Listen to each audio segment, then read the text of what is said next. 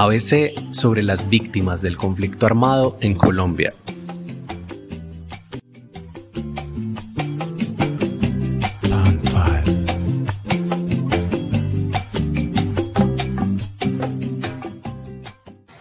Bienvenidos y bienvenidas afiliados y afiliadas del programa de salud de la Universidad de Antioquia a este espacio para conocer, reflexionar y aclarar dudas sobre las víctimas del conflicto armado en Colombia.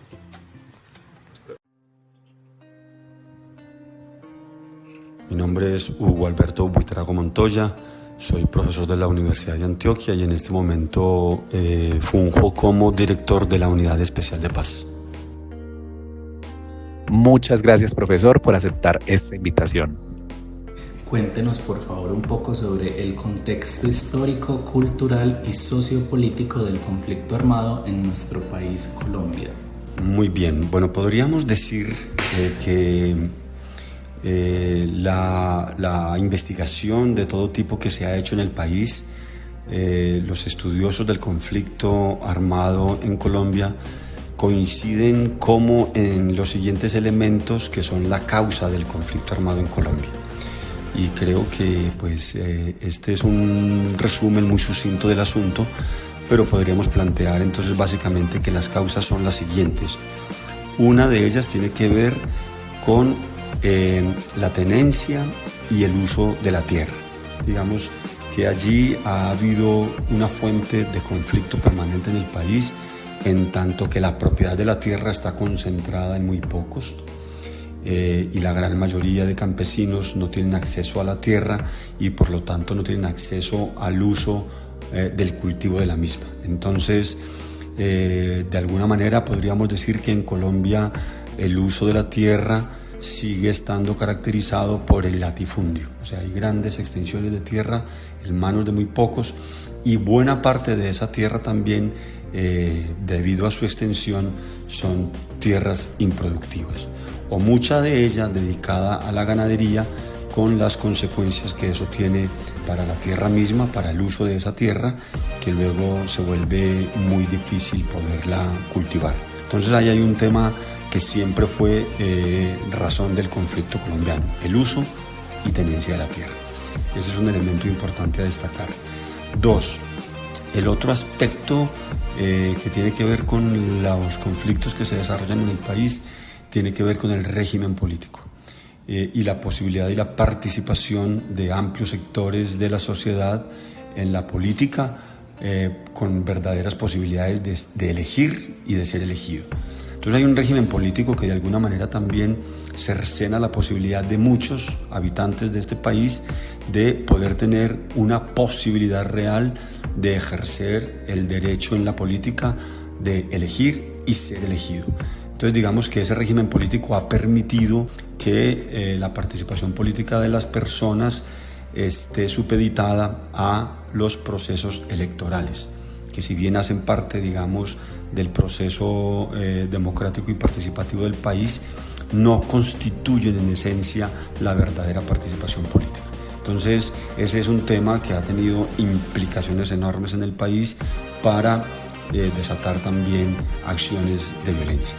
Hay otro elemento que quiero destacar como parte de ese contexto histórico y sociopolítico y cultural del conflicto en Colombia, y este me parece muy importante, es destacar que son las desigualdades, las enormes desigualdades que en nuestro país existen en términos económicos, sociales, culturales, de acceso a los derechos básicos de la población, al goce efectivo de los derechos básicos de la población. Entonces esas enormes desigualdades que tiene el país son un elemento que ha generado profundas confrontaciones y ha generado parte del conflicto armado.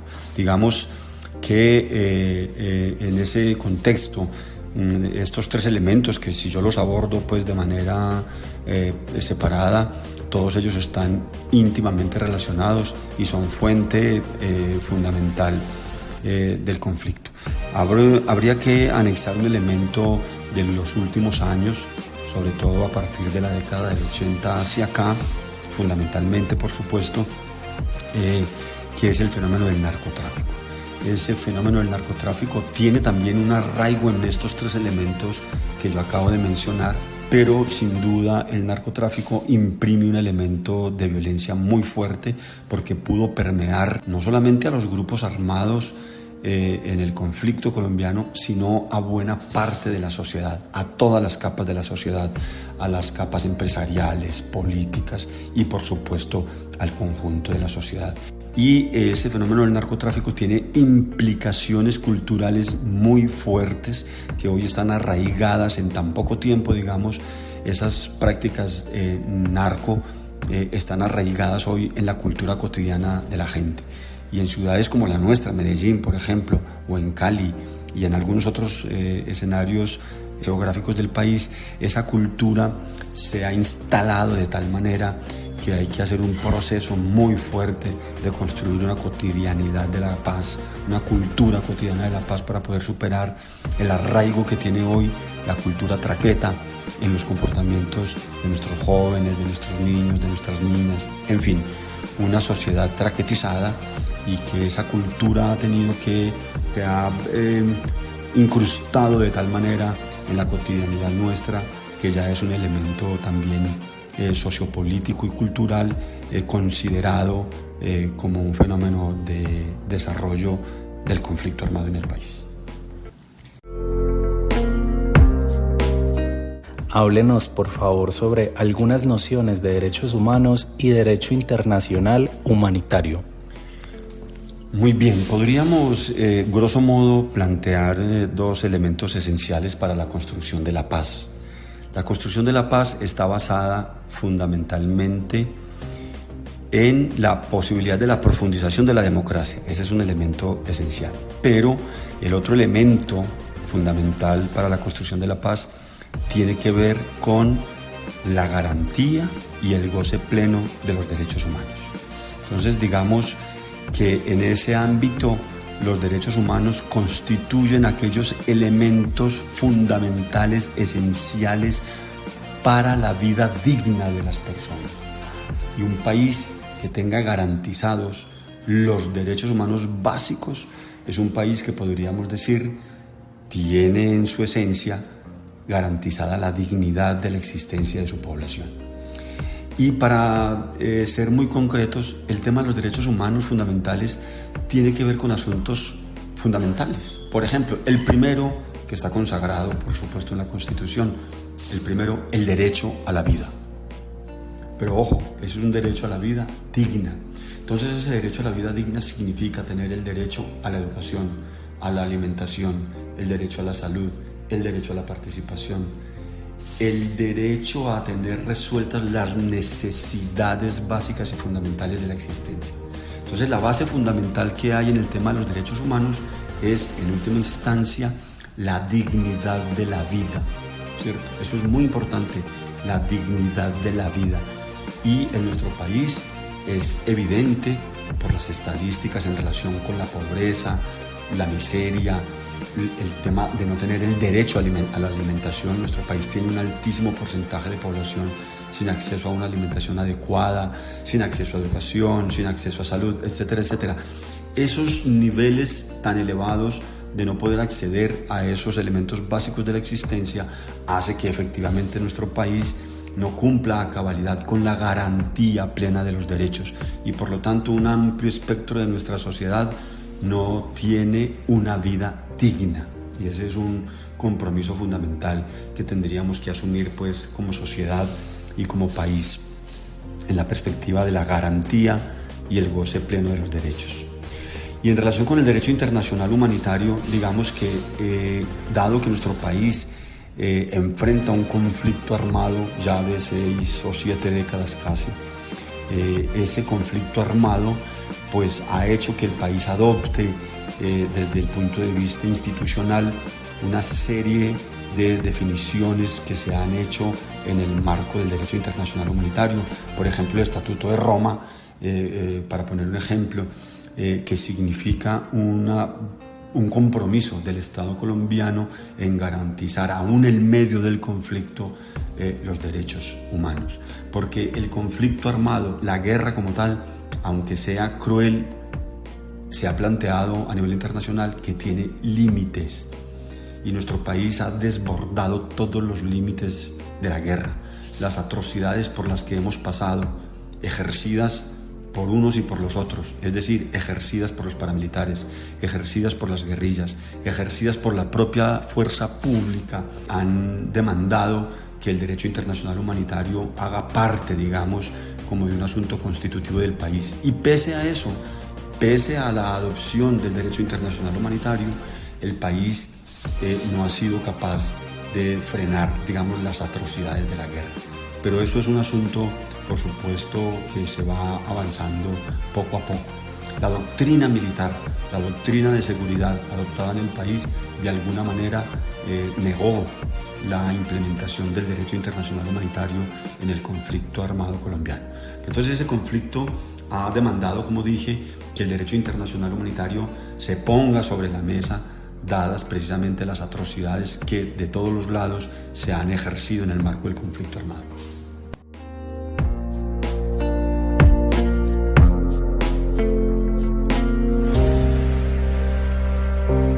Continuamos entonces con un tema muy relevante, como usted me lo mencionaba en este momento para nuestro país, y es la justicia transicional.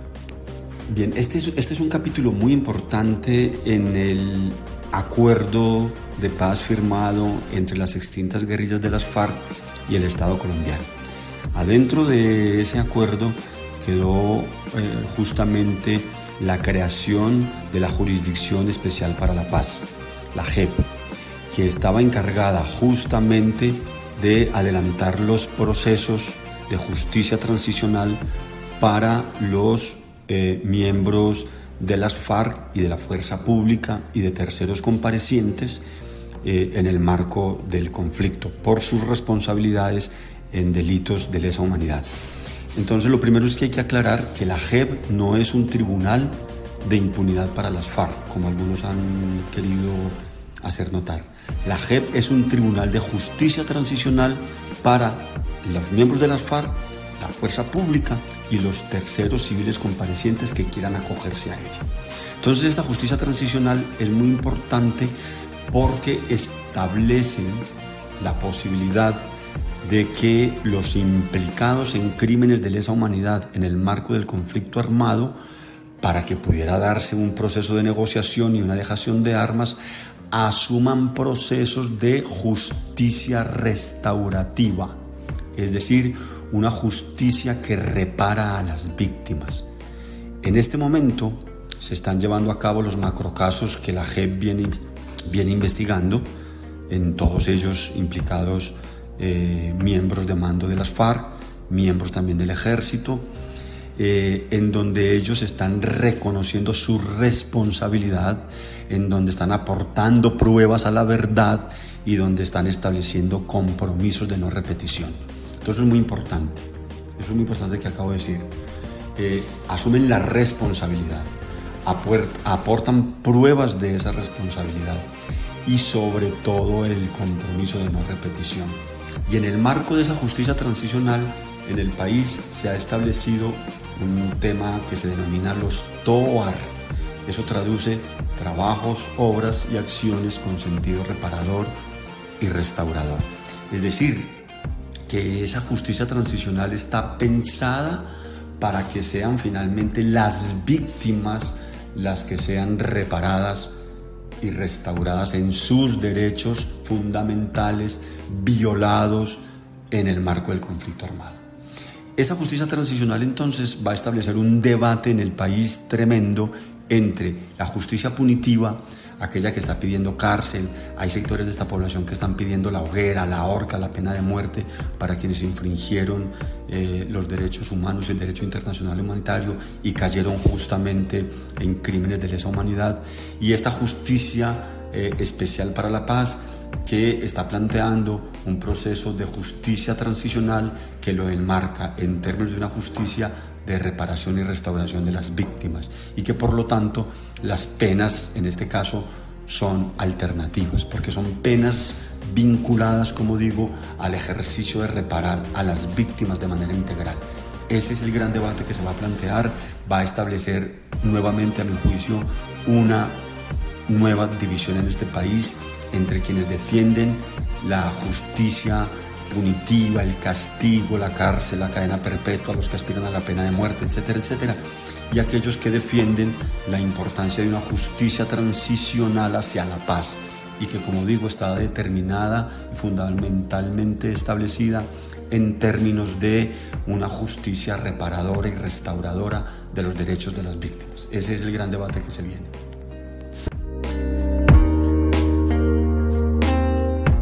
Bueno, profe, ya hemos hablado un poco como de ese contexto que nos lleva a un tema que es especialmente importante para este encuentro, y es esos daños materiales e inmateriales en las víctimas, sus familias, comunidades y colectivos. Muy bien, hay que empezar por decir que somos un país muy particular, muy sui generis. Nosotros diseñamos, aprobamos y pusimos en marcha una ley de víctimas, ¿cierto? La ley 1448, aún en medio del conflicto. Es muy extraño porque históricamente en los demás países del mundo las leyes de víctimas son posteriores a los acuerdos de paz. Pero claro, en el país no hemos logrado consolidar acuerdos de paz total porque hemos hecho negociaciones individualmente con grupos armados. Entonces, bueno, eso es una particularidad que quiero destacar.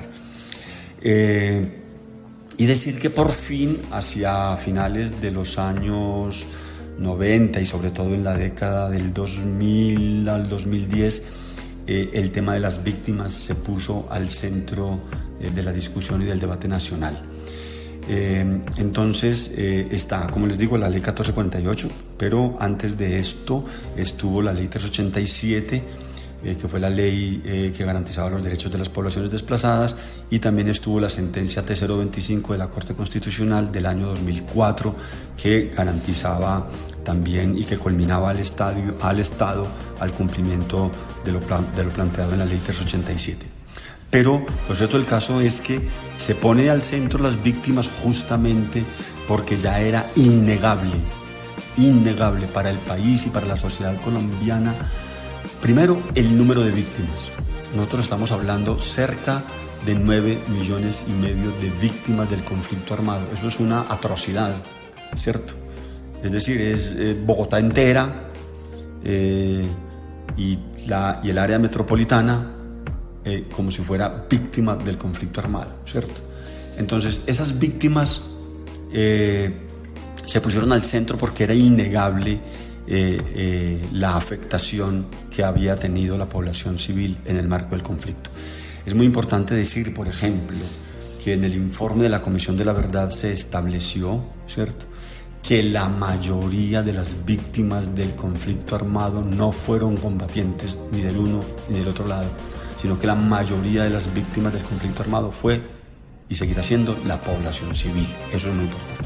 Entonces, las afectaciones materiales pues son de todo tipo: desplazamiento forzado, que obliga a las personas a dejar sus tierras, a dejar sus lugares de vivienda, a dejar abandonados allí sus procesos de producción económica, de cómo se mantienen, de cómo sobreviven. Entonces los daños materiales son enormes, pero están también los daños materiales sufridos en los propios cuerpos de las víctimas, las violaciones sexuales, ¿cierto?, producto del conflicto armado, las afectaciones en los cuerpos mutilados, heridos de todo tipo, pero las afectaciones de orden psicológico por los asesinatos de sus familiares, por las masacres que ha tocado presenciar, etcétera, etcétera. Entonces son innegables las afectaciones de orden material en las víctimas, de sus comunidades y de sus familias, porque aquí ha habido desplazamientos masivos. Es decir, aquí el desplazamiento no ha sido individual, se ha caracterizado por unos desplazamientos masivos de comunidades enteras. Eso pues, las afectaciones materiales son, para decirlo de alguna manera, empezar de ceros. La gente ha tenido que abandonar sus territorios, como decimos coloquialmente, con una mano adelante y con una mano atrás. Hay que decir que de esos 9,5 millones de personas aproximadamente de víctimas del conflicto armado, 8,5 millones de ellas son desplazados forzosamente de sus territorios.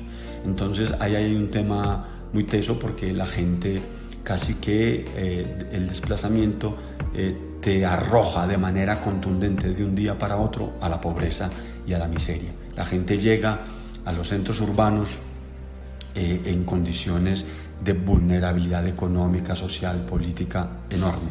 Y eso pues eso ya está estudiado. ¿A dónde llegan? Llegan justamente a engrosar los cordones de miseria de las grandes ciudades de este país.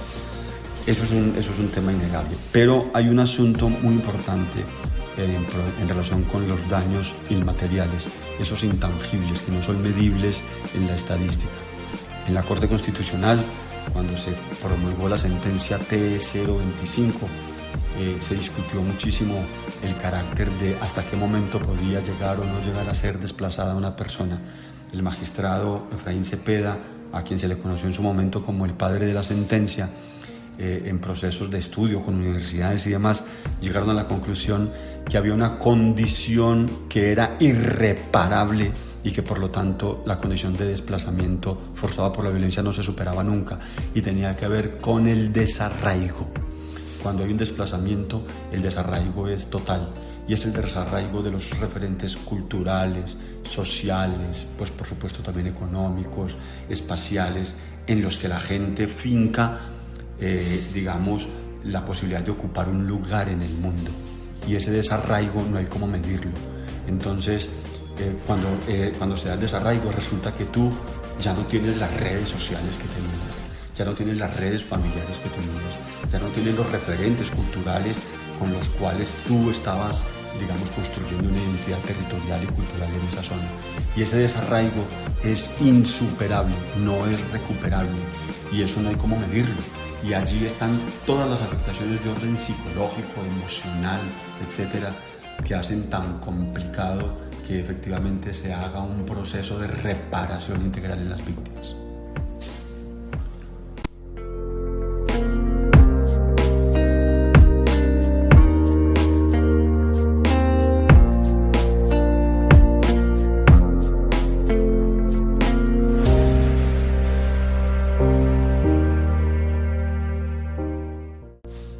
Bueno, profe, ha sido un diálogo, bueno, más que un diálogo, una clase, porque la verdad estoy aprendiendo un montón, muy entretenida, profunda, que me ha permitido también reflexionar sobre este tema.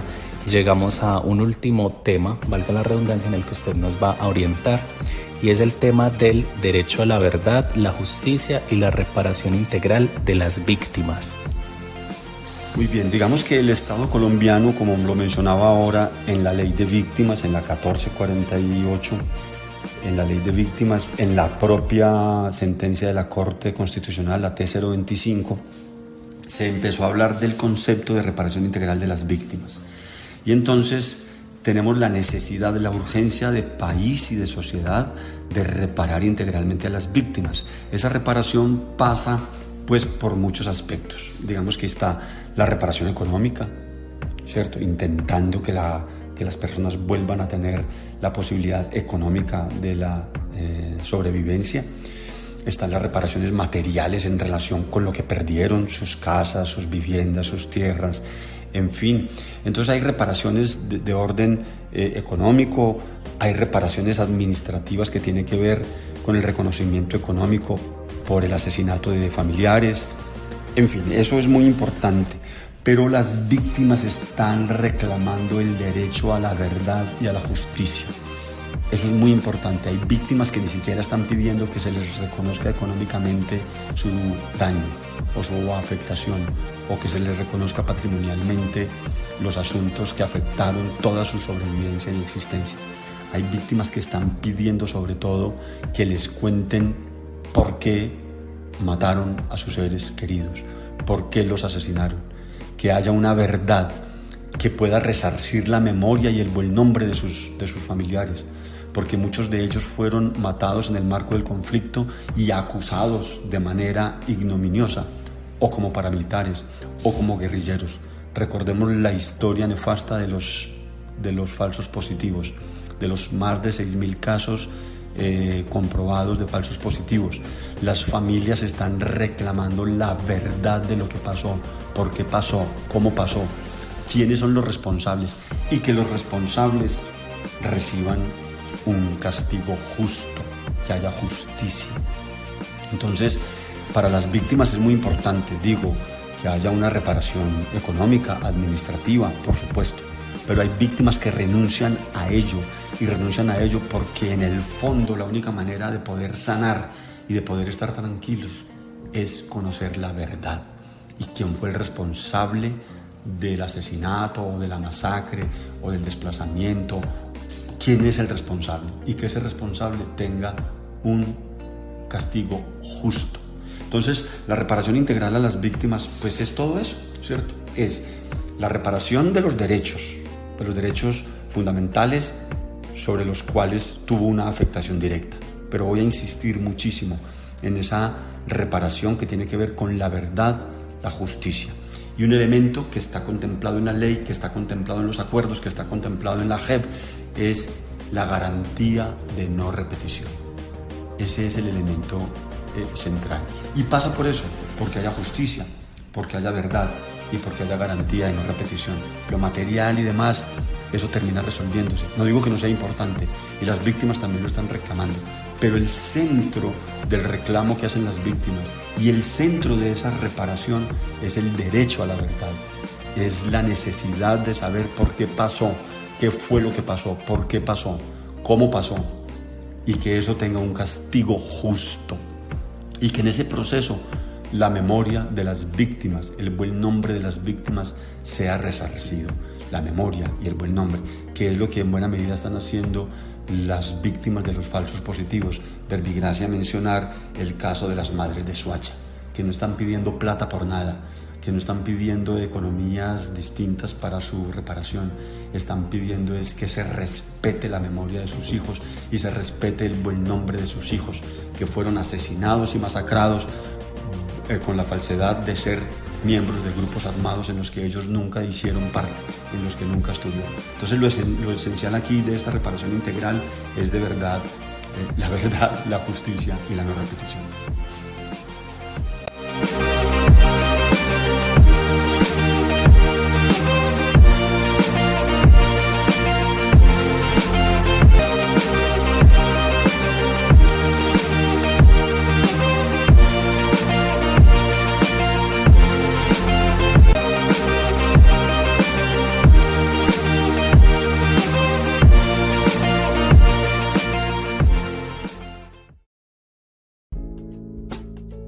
Ahora nos acompaña Isabel Cristina Álvarez Vélez, ella es psicóloga y magíster en intervención social. Bienvenida Isabel Cristina a el ABC sobre las víctimas del conflicto armado en Colombia, un espacio para conocer, reflexionar y aclarar dudas. Cuéntenos Isabel Cristina, ¿cuáles son las medidas de atención más recomendadas en relación con la asistencia y la reparación integral a las víctimas del conflicto armado en Colombia? Bueno, las medidas de atención y asistencia y reparación integral a las víctimas del conflicto armado en Colombia están basados en la Ley 1448 del 2011, que también la conocemos como la Ley de Víctimas y Restitución de Tierras. Esta ley tiene como varios propósitos, entre ellos establecer las medidas judiciales, administrativas, sociales, económicas en beneficios de las víctimas que contempla la ley.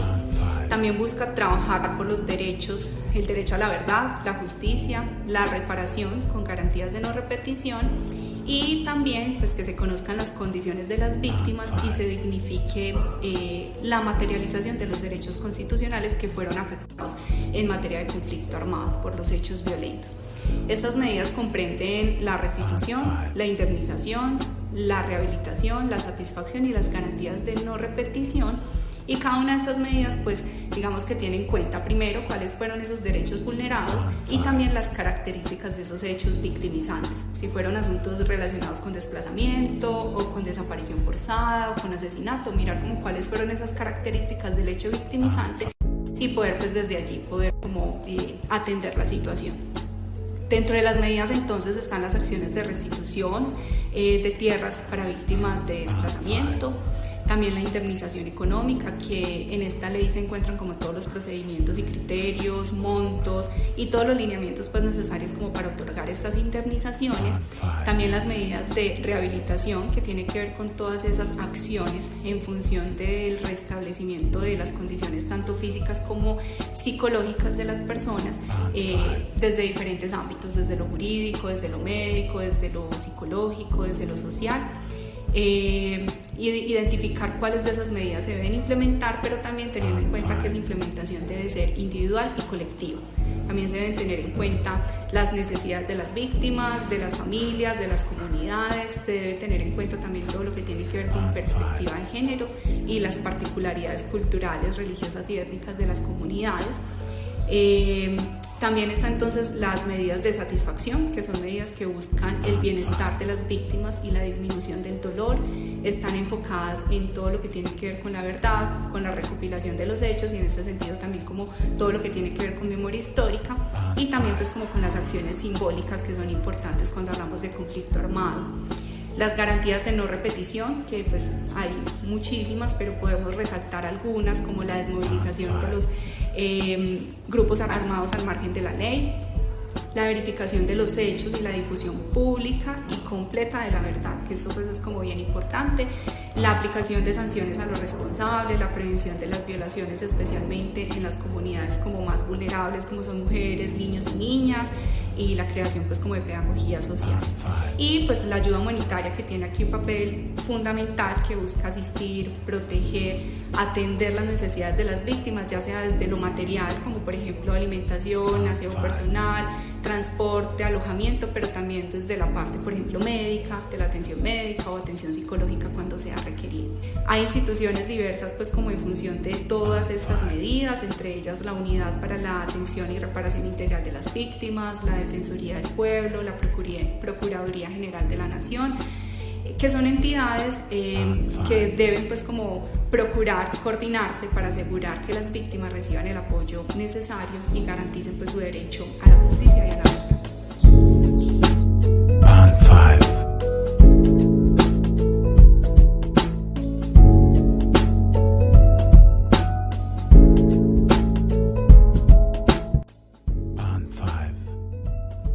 Listo, Isabel, ahora entremos en materia. Conversemos sobre los enfoques. Por ejemplo, el psicosocial, de derechos, diferencial, transformador, curso de vida, acción sin daño y acciones afirmativas más idóneas para trabajar con las víctimas del conflicto armado. Bueno, en la atención a las víctimas del conflicto armado se han utilizado diversos enfoques que buscan una intervención integral y respetuosa con las necesidades y los derechos de las personas. Como lo nombras, entonces el enfoque psicosocial se centra mucho como en la parte de salud mental y del bienestar emocional de las víctimas y también entiende que el trauma no solo es individual, sino que es también comunitario. Cuando hay un hecho violento como el que vivimos en el país, no solamente se ve afectado la persona o la comunidad, sino que como un país entero nos vimos afectados, ¿cierto? Así no hubiéramos, digamos, estado expuestos directamente como con el hecho. Como país también nos vemos inmersos y aquí el enfoque psicosocial pues tiene una incidencia desde este lugar. El enfoque de derechos asegura que todas las intervenciones respeten y promuevan los derechos humanos fundamentales que fueron afectados a raíz del conflicto. El enfoque diferencial, que tiene en cuenta la perspectiva de género, las particularidades culturales de las personas religiosas, desde la etnia. Reconoce también la diversidad de grupos afectados como son las mujeres, los niños y niñas, las comunidades étnicas, las personas LGTBIQ+. El enfoque transformador, que busca no solamente atender las consecuencias del conflicto, sino también transformar esas condiciones que son estructurales por las cuales se dio pues como la ocurrencia de los hechos violentos. El enfoque de curso de vida, que tiene en cuenta las necesidades y las experiencias a lo largo pues como de todo el curso de vida, desde la niñez hasta la vejez. Las necesidades y las experiencias son diferentes cuando somos niños y cuando vamos avanzando en edad, entonces también allí este enfoque tiene pues como gran importancia. el enfoque de afirmaciones afirmativas, que implementa medidas específicas para garantizar que los grupos más vulnerables y discriminados tengan acceso efectivo a los derechos, y la acción sin daño, que es uno de los enfoques, digamos, más reconocidos, que asegura que las intervenciones no causen daños adicionales a las víctimas. La acción sin daño nace como una metodología para valorar las intervenciones que se han llevado a cabo en los territorios donde se han tenido pues como acompañamiento desde diferentes perspectivas para las poblaciones víctimas, y nace como una preocupación ética por la labor humanitaria, haciendo o procurando que estas acciones que llevemos no causen mayores daños, porque en efecto ha ocurrido pues como de esta forma. Es una metodología que se empezó a aplicar en espacios de conflicto armado, y con ella pues se identificaron grandes y graves problemas en el acompañamiento a las poblaciones víctimas. Este enfoque de acción sin daño identifica a las personas con determinación frente a sus vidas, no identifica a las personas solamente como necesitadas o como desprovistas de recursos, sino que las identifica como personas que tienen determinación frente a sus vidas y que tienen capacidad también para resolver sus dificultades. Lo único que les hace falta es como el apoyo y el acompañamiento adecuado para lograrlo.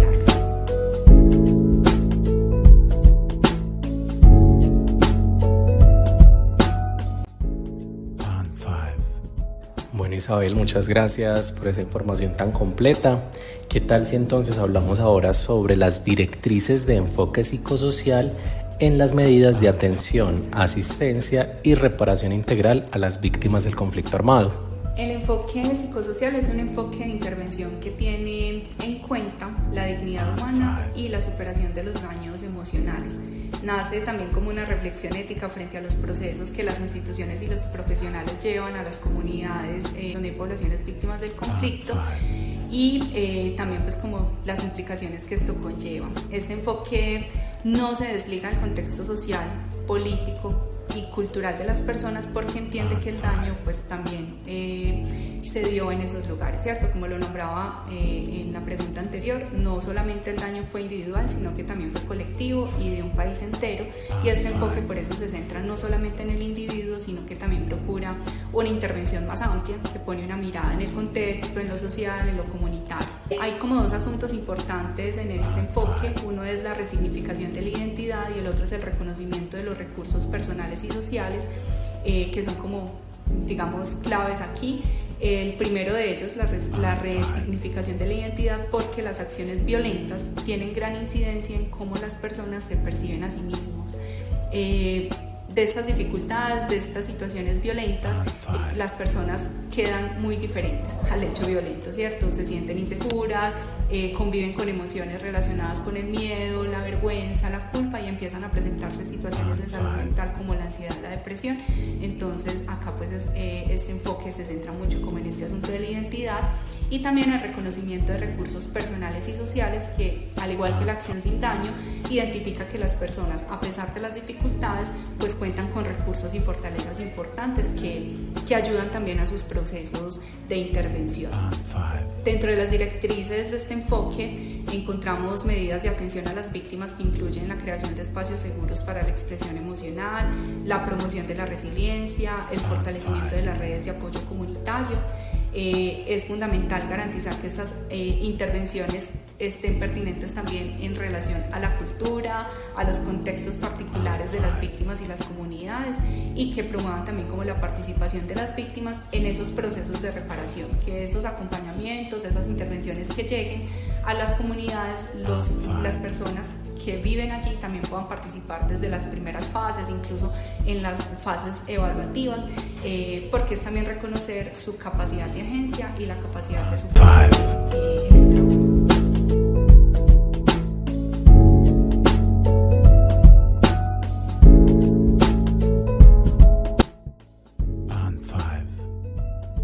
Listo, Isabel, ahora que hemos hablado un poco más sobre esas herramientas recomendadas para la atención a las víctimas de acuerdo con los diferentes enfoques, cuéntenos cuáles son las mejores estrategias de prevención y atención para el desgaste emocional. Bueno, sobre esto diversos autores se han interesado mucho en la situación de desgaste psicosocial de las personas, de los equipos de trabajo que acompañan poblaciones en contextos de violencia. Se caracterizan estas afectaciones por el agotamiento físico y mental, y también pues que esto tiene unas incidencias significativas a nivel individual, familiar y social. Dentro de esos asuntos observables que se pueden identificar con el desgaste psicosocial encontramos el agotamiento emocional, el cansancio crónico, los dolores, las afectaciones en salud, la desmotivación, la pérdida, por ejemplo, de sentido de vida, ¿cierto? Los profesionales que trabajan con víctimas se les exige mucho en ese acompañamiento y en ese soporte a otros. Ellos son los que canalizan un poco esas emociones a partir del recuerdo, la injusticia, el miedo, el sufrimiento, y pues se requiere un compromiso por parte, digamos, no solamente de los profesionales, sino también de esos equipos administrativos y de coordinación en función del bienestar de las comunidades, pero también en función del bienestar de los equipos de trabajo.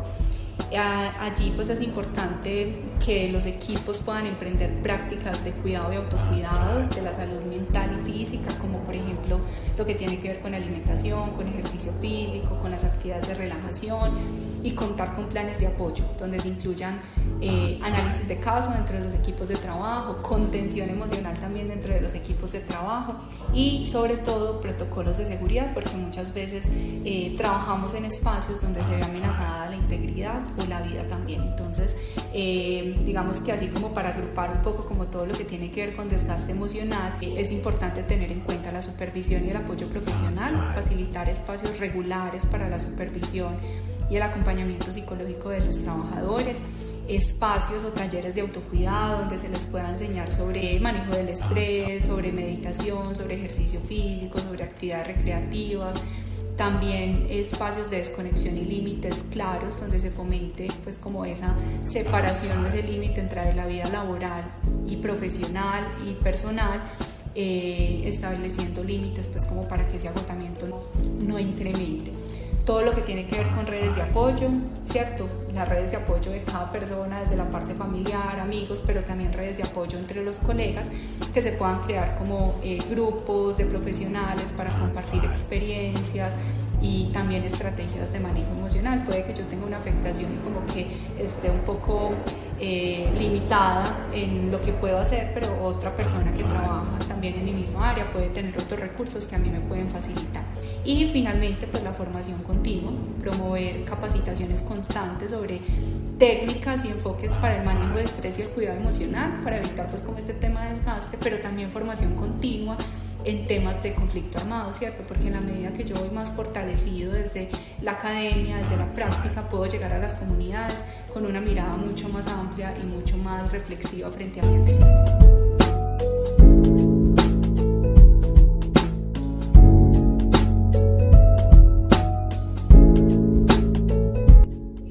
Bueno, y llegó el momento de agradecer a nuestros dos invitados por compartir con todos nosotros sus valiosos conocimientos. No cabe duda de que este ABC sobre las víctimas del conflicto armado en Colombia será muy útil para acercarnos a la realidad de muchos y muchas compatriotas que hoy sufren en silencio. Hasta un próximo episodio.